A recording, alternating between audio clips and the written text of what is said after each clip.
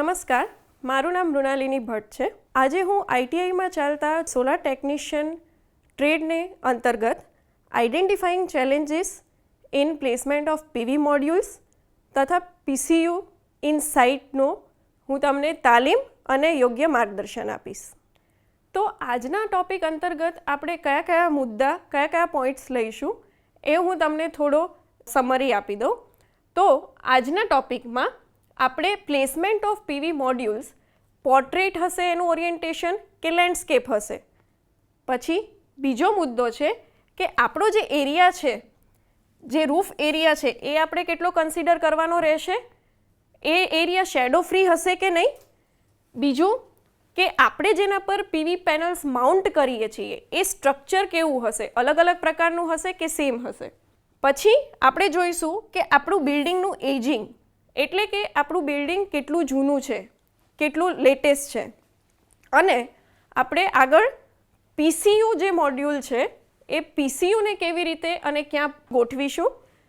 અને અંતમાં આપણે ઓપરેશન અને મેન્ટેનન્સની સાથે સાથે ઇન્ટિગ્રેશન પણ સમજીશું. આ બધું સમજવા માટે સૌથી પહેલાં આપણે સાઇટ એસેસમેન્ટ સમજવું પડશે.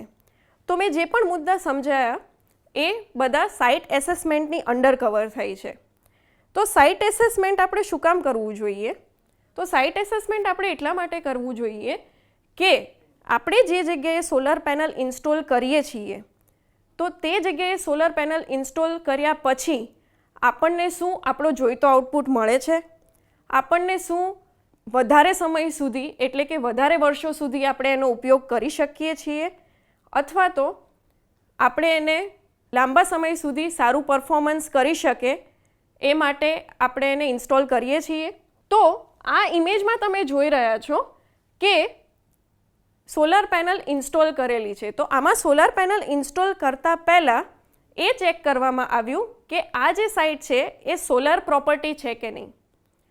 તો સોલાર પ્રોપર્ટી છે કે નહીં એ આપણે આગળના જ્યારે મુદ્દા સમજીશું એના પરથી આપણને ખ્યાલ આવશે. તો સૌથી પહેલો આપણો જે મુદ્દો છે છતનો વિસ્તાર. તો છતનો વિસ્તાર આપણે શું કામ કન્સિડર કરવો જોઈએ? તો છતનો વિસ્તાર આપણે એટલા માટે કન્સિડર કરવો જોઈએ કે આપણી પાસે જે છત છે એ આખી આપણે ઉપયોગમાં લઈ શકીએ છીએ કે નહીં. તો આપણી આખી છત આપણે ઉપયોગમાં લઈ શકતા નથી, કારણ કે છતમાં બીજા ઘણા બધા એવા બિનઉપયોગી વિસ્તારો હોય છે, જેમ કે સ્કાયલાઇટ્સ, વેન્ટ્સ, એક્સેસ પાથ, આ બધા એવા એરિયા હોય છે કે જેમાં આપણે સોલાર પેનલ ઇન્સ્ટોલ કરી શકતા નથી. આપણે જે સોલાર પેનલ ઇન્સ્ટોલ કરીએ છીએ એ છતની કિનારીથી પણ દૂર રાખવી જોઈએ. આપણે એક્ઝેક્ટ કિનારી પાસેને રાખી શકીએ નહીં, થોડું અંતર આપણે મેન્ટેન કરવું જોઈએ. આ સિવાય આપણે કોઈપણ જગ્યાએથી પાણી પસાર થાય છે કે નહીં, પાણીના જો છિદ્રો હોય તો એને આપણે નાબૂદ કરવા જોઈએ, જેથી કરીને આપણી સોલાર પેનલમાં નુકસાન આગળ થાય નહીં. તો આ બધા મુદ્દાઓને જો ધ્યાનમાં રાખીશું તો આપણે સોલાર પેનલ યોગ્ય રીતે ઇન્સ્ટોલ કરી શકશું. આપણો જે નેક્સ્ટ ચેલેન્જ છે, આપણો જે નેક્સ્ટ ટોપિક છે એ છે શેડિંગ. શેડિંગ એટલે કે પડછાયો. આપ સૌ જાણો છો કે આપણી સોલાર પેનલમાં વીજળી ઉત્પન્ન ફોટો ઇલેક્ટ્રિક ઇફેક્ટથી થાય છે. તો ફોટો ઇલેક્ટ્રિક ઇફેક્ટ ક્યારે સૌથી સારી રીતે અસર કરી શકે? કે જ્યારે સૂર્યની સંપૂર્ણ કિરણો આપણી પેનલ પર પડે ત્યારે.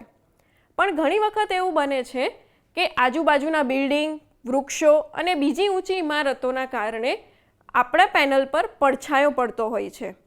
તો અગાઉ મેં તમને સોલાર પ્રોપર્ટી વિશે કીધેલું. તો આપણી છત જે છે, આપણી બિલ્ડિંગ સોલાર પ્રોપર્ટી છે કે નહીં એ આપણને ત્યારે ખ્યાલ પડશે કે જ્યારે દક્ષિણ દિશામાં કોઈ પણ બિલ્ડિંગ ના હોય, એટલે કે દક્ષિણ દિશા સંપૂર્ણ પડછાયા રહિત હોય. તો આપણે પૂર્વ દિશાથી સૂર્યોદય થતો હોય છે. તો જો પૂર્વ દિશામાં કોઈ ઇમારત હશે, કોઈ બિલ્ડિંગ હશે, તો સવારે પડછાયો આપણી પેનલ પર પડશે. અને સૂર્યાસ્ત છે એ પશ્ચિમ દિશામાં થતો હોય છે. તો પશ્ચિમ દિશામાં જો કોઈ ઊંચી ઇમારત હશે તો સાંજના સમયે પેનલ પર પડછાયો પડશે. એટલે આપણી આઈડિયલ સોલર પ્રોપર્ટી એ કહેવાશે કે જે તમામ દિશાઓમાંથી પડછાયા રહિત હોય. જો આપણી પેનલ પર પડછાયો પડતો હશે તો એ આપણું વીજ ઉત્પાદન ઘટાડી દેશે. આપણી કોઈ પણ છત છે, આપણો કોઈ બી વિસ્તાર છે જ્યાં આપણે સોલાર પેનલ ઇન્સ્ટોલ કરવી છે, તે વિસ્તાર જો આપણે પડછાયા રહિત બનાવવો હશે તો આપણે સોલાર પાથ એનાલિસિસ એટલે કે સોલાર પાથ વિશ્લેષણ ટૂલનો ઉપયોગ કરવો પડશે. જો એ ટૂલનો આપણે ઉપયોગ કરીશું તો એ ટૂલના ઉપયોગથી આપણને પડછાયા રહિત સોલાર પેનલ ઇન્સ્ટોલેશન માટેની જગ્યા મળી જશે. તો આ આકૃતિમાં તમે જોઈ શકો છો કે તમે તમારી જે પેનલ નોર્થ સાઉથ ડાયરેક્શનમાં માઉન્ટ કરેલી છે તેમાં દરેક દિશા કન્સિડર કરેલી છે અને એક પણ દિશામાંથી પેનલ પર શેડો પડવો જોઈએ નહીં. બીજું તમે જોઈ શકો છો કે પેનલ જે છે એ નોર્થ સાઉથ ડાયરેક્શનમાં એક એંગલ ઉપર માઉન્ટ કરેલી છે, જેથી કરીને તમારો જે સૂર્યપ્રકાશ છે એ સંપૂર્ણ રીતે ઉપરથી નીચે સુધી પેનલના દરેક સેલ પર પડી શકે છે. હવે આપણે જોઈએ નેક્સ્ટ ચેલેન્જ એટલે કે આપણો બીજો પડકાર. તો બીજો પડકાર જે છે એ છે સ્ટ્રક્ચરનો પડકાર અને બિલ્ડિંગની ઉંમર. તો આ જે છે સ્ટ્રક્ચર, તો સ્ટ્રક્ચર શું છે? સ્ટ્રક્ચર એક એવી બેઝ છે કે જેના ઉપર તમારે પેનલ માઉન્ટ કરવાની છે.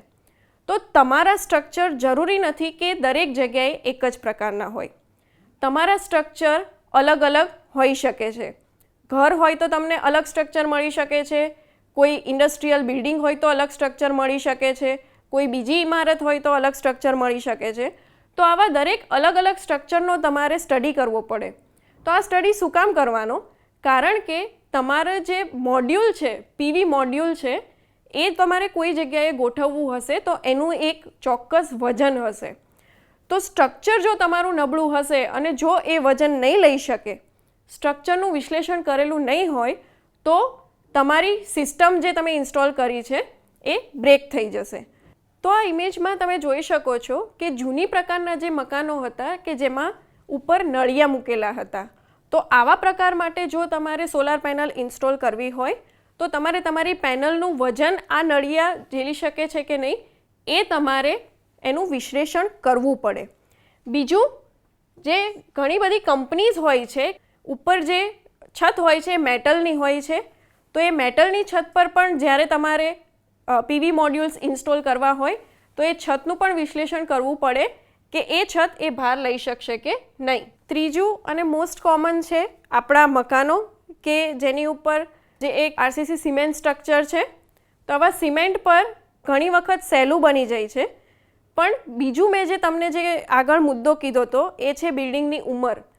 તો આ બિલ્ડિંગ જો જૂનું હશે તો આ છત પણ નબળી હશે. તો એ નબળી છત પર તમારે જો સોલાર પેનલ ઇન્સ્ટોલેશન ના કરવું હોય તો એ છતનું પહેલાં આ વજન લઈ શકે એ પ્રમાણે તમારે રિનોવેશન કરાવવું પડે. આજકાલ પાણી પર પણ સોલાર સ્ટ્રક્ચર્સ બનાવવાનો ટ્રેન્ડ ચાલી રહ્યો છે. તો એના માટે પણ તમારે એક સ્પેશિયલ સ્ટ્રક્ચર પાણીમાં બનાવવું પડે, જેથી કરીને તમે પાણીવાળા વિસ્તારમાં પણ સોલાર પેનલનું ઇન્સ્ટોલેશન કરી અને તેમાં વીજ ઉત્પાદનનો ઉપયોગ કરી શકો. તો હવે આપણે નેક્સ્ટ ટોપિક જોઈશું, એ છે પીવીસી પ્લેસમેન્ટ મોડ્યુલના પડકારો. તો પીવીસી પ્લેસમેન્ટ કઈ રીતે કરવું અને કઈ અલગ અલગ પ્રકારે કરવું. તો પીવીસી મોડ્યુલ્સ તમારા જે છે તેને તમે બે રીતે ગોઠવી શકો. એક છે હોરિઝોન્ટલી એટલે કે લેન્ડસ્કેપ અને બીજું છે વર્ટિકલી એટલે કે પોર્ટ્રેટ. તો તમારી પાસે કેટલો વિસ્તાર છે, તમારી પાસે કેવું વાતાવરણ છે, આ બધાનું મૂલ્યાંકન કરીને તમે તમારી પ્લેસ મોડ્યુલ્સ કેવી રીતે ગોઠવશો એ તમારે નક્કી કરવાનું છે. તો જો આપણે મોડ્યુલ્સ જે છે એને લેન્ડસ્કેપમાં ગોઠવીશું તો આપણને લેન્ડસ્કેપમાં ગોઠવવાના એ ફાયદા મળશે કે બહારની હવા અને કુદરતી જે વાતાવરણ છે એમાં કોઈ ડિસ્ટર્બન્સ આવશે તો પણ આપણી પેનલ્સમાં કોઈ તકલીફ આવશે નહીં. બીજું, શેડિંગના જે પ્રોબ્લેમ્સ છે એ ઘણા અંશે લેન્ડસ્કેપ વ્યૂમાં આપણે સોલ્વ કરી શકીએ છીએ. પણ જો તમારી પાસે વિસ્તાર ઓછો છે તો તમારે પોર્ટ્રેટ વ્યૂમાં જ તે તમારી પેનલને ગોઠવવી પડશે. કારણ કે ઓછા વિસ્તારમાં જો તમારે મહત્તમ તમારું ઉત્પાદન જોઈશે તો તેના માટે તમારે પોર્ટ્રેટ ગોઠવણીનો ઉપયોગ કરવો પડશે. બીજું પ્લેસમેન્ટમાં એ વસ્તુનું ધ્યાન રાખવાનું છે કે જેમ જેમ તમારી પેનલ્સની સંખ્યા વધતી જશે, તો પેનલ્સની સંખ્યા કેમ વધશે કે જેમ જેમ તમારી પાવર આઉટપુટ એટલે કે 5 કિલોવોટની છે કે 10 કિલોવોટની છે કે 25 કિલોવોટની છે, જેમ જેમ તમારી પેનલ્સનો પાવર આઉટપુટ વધતો જશે તેમ તેમ તમારા પેનલ્સની સંખ્યા વધતી જશે. તો એ કેસમાં તમારે એકસાથે ઘણી બધી પેનલ્સ એકની પાછળ એક એવી રીતે એરેમાં ગોઠવવી પડશે, હરોળમાં ગોઠવવી પડશે. તો એ ગોઠવતી વખતે તમને તકલીફ એ થઈ શકે છે કે આગલી પેનલ જે છે એ પાછલી પેનલ માટે શેડો ઉત્પન્ન કરી શકે છે. એટલે તમે જ્યારે પેનલ્સને હરોળમાં ગોઠવતા હો ત્યારે તમારે એક યોગ્ય અંતર રાખવું પડશે, જેથી કરીને આગલી હરોળનો શેડો પાછળ પડે નહીં. કારણ કે જો શેડો પડશે તો મેં તમને સમજાવ્યું એમ તમારું ઉત્પાદન ઘટી જશે. બીજું, જ્યારે પણ કોઈ વસ્તુનું મેન્ટેનન્સ કરવું હશે, સાફ સફાઈ કરવી હશે, ત્યારે પણ એક યોગ્ય અંતરની જરૂર પડશે. જો પેનલ્સ વચ્ચે યોગ્ય અંતર રાખવામાં નહીં આવે તો એ આગળ બીજા ઘણા પ્રોબ્લેમ્સ ઉત્પન્ન કરી શકે છે. નેક્સ્ટ છે વેધર અને ક્લાઇમેટ. તમે લોકો જાણો જ છો કે વેધર દર વખતે સ્થિર હોતું નથી. વેધર તમારું બદલાતું રહે છે. ઉનાળામાં અતિશય ગરમી, ચોમાસામાં અતિશય વરસાદ. તો આ વેધર કન્ડિશન્સ જે છે તેના કારણે અતિશય ગરમીના કારણે ઘણી વખત સિસ્ટમમાં વોલ્ટેજ ડ્રોપ થતો હોય છે. તો આ વોલ્ટેજ ડ્રોપ જે છે તે આપણી સિસ્ટમની કાર્યક્ષમતાને ઘટાડી શકે છે. બીજું, ચોમાસામાં જ્યારે અતિશય વરસાદ હોય છે ત્યારે પણ આપણું વીજળીનું ઉત્પાદન ઓછું હોય છે. ત્રીજું તો કે આ વધારે પડતો વરસાદ, વધારે પડતી ગરમી અથવા અતિશય પવન જે છે એ તમારી પેનલ્સની મજબૂતીને પણ હલાવી શકે છે. તો તમારે જો એક સારી સિસ્ટમ જોઈતી હોય તો સિસ્ટમને મિકેનિકલી પણ એવી રીતે મજબૂત રીતે તમારે ડિઝાઇન કરવી પડશે કે જેથી કરીને જે આબોહવા છે એમાં એ સારું પરફોર્મન્સ એટલે કે સારી કાર્યક્ષમતા આપી શકે. નેક્સ્ટ છે કે જગ્યાની મર્યાદા. તો આજે ઘણી બધી જગ્યાએ ઊંચી ઊંચી ઇમારતો એટલે કે ફ્લેટ સિસ્ટમ આવી ગઈ છે, જેના કારણે આપણને જગ્યાનો કન્સ્ટ્રેન્ટ ફેસ કરવો પડે છે. એટલે કે આપણને ઉત્પાદન માટે, ઇન્સ્ટોલેશન માટે જેટલી પીવી મોડ્યુલ્સ ગોઠવવી હોય છે એટલો આપણને ગોઠવવા માટે વિસ્તાર મળતો નથી. બીજું, ઘણા બધા ગ્રામ્ય વિસ્તારોમાં પણ જે આપણી પીવી પેનલ્સ આપણે ગોઠવતા હોઈએ છીએ ત્યાં પણ આપણને યોગ્ય જગ્યાઓ મળતી નથી. તો આવી બધી મુશ્કેલીઓ જ્યારે પડે છે તો એના નિવારણ માટે અત્યારે લેટેસ્ટ ટેકનોલોજી જે છે જેમાં આવે છે રૂફટોપ, કારપોર્ટ અથવા કે કૃષિ વોલ્ટેક પદ્ધતિ. આ ખાસ પ્રકારની ડિઝાઇનો છે કે જે ઓછી જગ્યાઓ માટે પણ આપણે ઉપયોગમાં લઈ શકીએ છીએ. નેક્સ્ટ છે પીસીયુ પ્લેસમેન્ટ. પીસીયુ એટલે પાવર કન્ડિશનિંગ યુનિટ. તો તમને ખ્યાલ છે કે સોલાર પેનલ જે છે એ પીસીયુ સાથે જોડાયેલી હોય છે. તો પીસીયુમાં કઈ કઈ વસ્તુઓ આવે છે?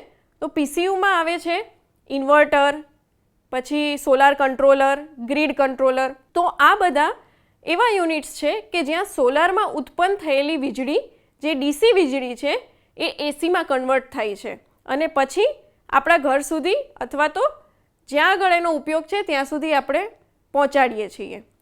પણ આ બધા યુનિટ્સ પણ તમારે યોગ્ય રીતે ગોઠવવા પડે, યોગ્ય સ્થળે ગોઠવવા પડે. તો કે કઈ જગ્યાએ?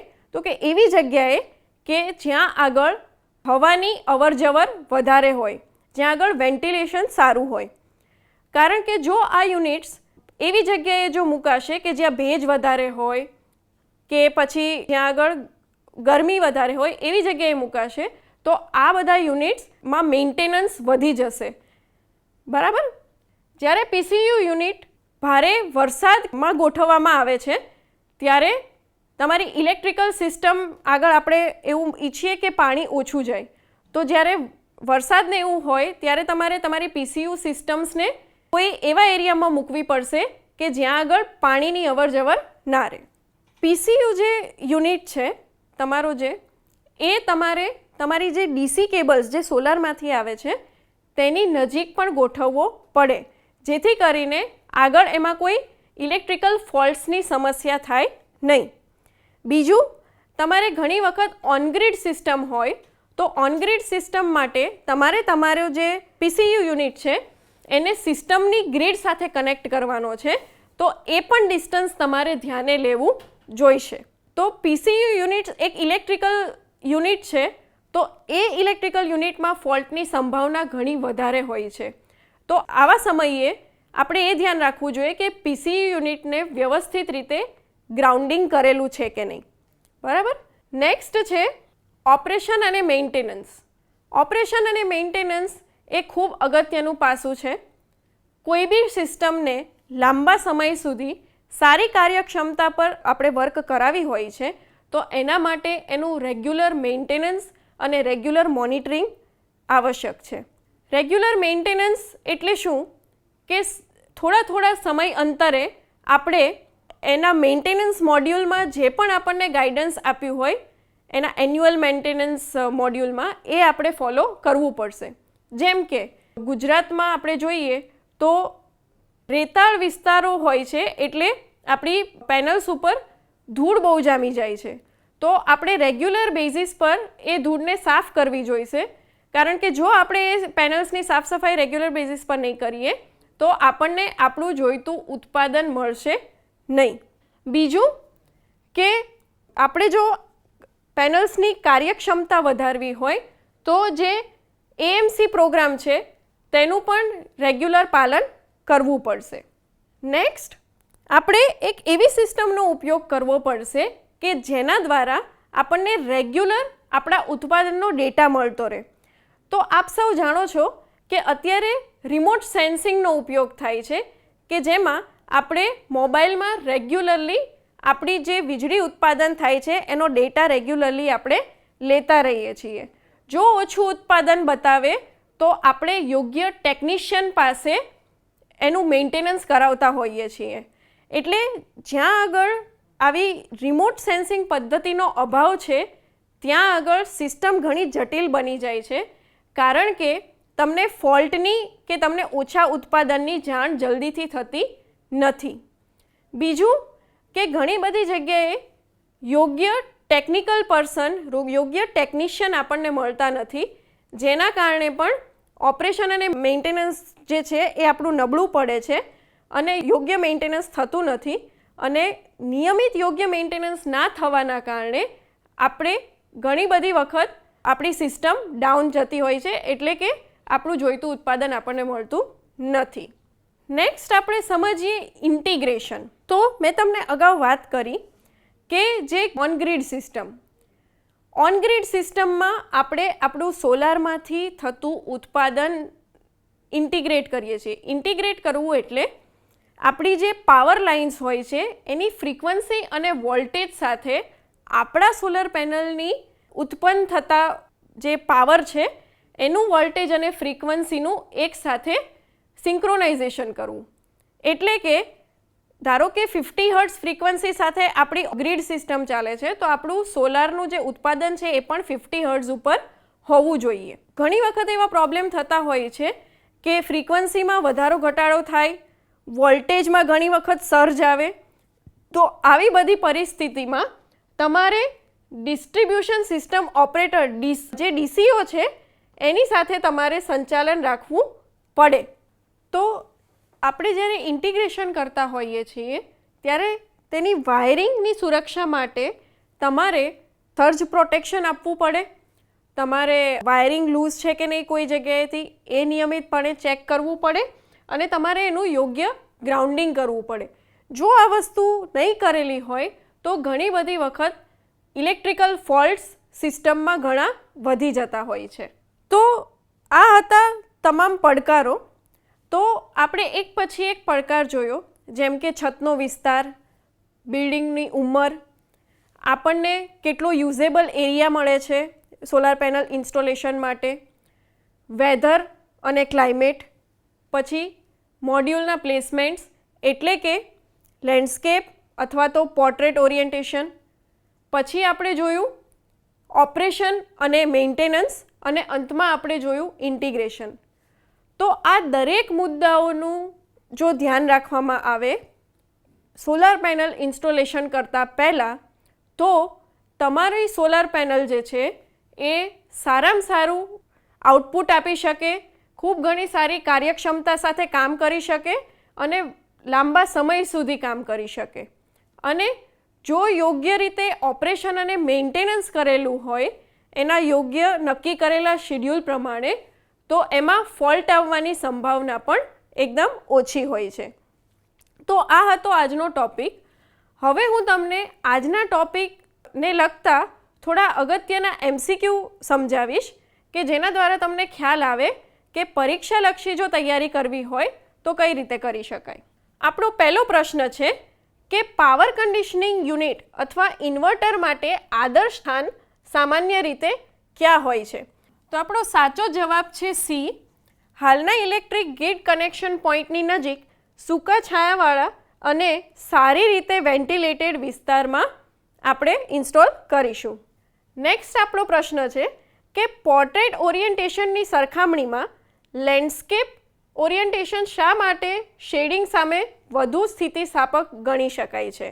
તો મેં તમે જ્યારે લેન્ડસ્કેપ અને પોર્ટ્રેટના ફાયદા સમજાવતી હતી ત્યારે મેં તમને સમજાવ્યું કે શેડોવાળી જે ઇફેક્ટ છે એ લેન્ડસ્કેપમાં ઓછી જોવા મળે છે. તો તમારો સાચો જવાબ છે બી. લેન્ડસ્કેપમાં આંતરિક વાયરિંગની ગોઠવણીને કારણે પડછાયો ઓછી સેલ પંક્તિઓ પર અસર કરે છે. એટલે પડછાયાની ઇફેક્ટ જે છે એ લેન્ડસ્કેપમાં ઓછી જોવા મળશે, જેથી કરીને આપણે લેન્ડસ્કેપ પસંદ કરીએ છીએ. નેક્સ્ટ છે કયા પડકારના કારણે વિગતવાર સોલાર પાથ વિશ્લેષણની જરૂર પડે છે? તો મેં તમને સમજાવ્યું એમ કે સોલાર પાથ વિશ્લેષણની જરૂર આપણે આપણું જે ઇન્સ્ટોલેશન એરિયા છે એને શેડો મુક્ત કરવા માટે કરીએ છીએ. તો દિવસ દરમિયાન અને આખા વર્ષ દરમિયાન જે બી સૂર્યનો પ્રકાશ હોય છે એનું તમારે વિશ્લેષણ કરવું પડે કે કઈ જગ્યાએ કયા સમયે ક્યાં પડશે. તો એ પ્રમાણે આપણે એનો ઉપયોગ કરીએ છીએ. તો સાચો જવાબ છે સી. દિવસ અને વર્ષ દરમિયાન બદલાતા ગતિશીલ પડછાયો એટલે કે શેડો ડાયનેમિક્સને સમજવા માટે. અંતમાં ચોથો પ્રશ્ન છે ઉત્તર ગોળાર્ધમાં વાર્ષિક સૌર ઉર્જા ઉત્પાદનને મહત્તમ કરવા માટે સામાન્ય રીતે કયું ઓરિએન્ટેશન શ્રેષ્ઠ માનવામાં આવે છે? આકૃતિમાં સમજાયું હતું. તો એ આકૃતિની સમજણ પ્રમાણે આપણે નોર્થ ટુ સાઉથ ઓરિએન્ટેશનમાં આપણી પેનલને આપણે માઉન્ટ કરતા હોઈએ છીએ. તો જ્યારે દક્ષિણ તરફ હશે ઓરિએન્ટેશન ત્યારે એનું ઉર્જાનું ઉત્પાદન મહત્તમ થશે. તો આજે આપણે ઔદ્યોગિક તાલીમ સંસ્થામાં ચાલતા સોલાર ટેકનિશિયન ઇલેક્ટ્રિકલ ટ્રેડ અંતર્ગત identifying challenges in placement of PV modules or PCU in site વિશે માહિતી લીધી. આભાર.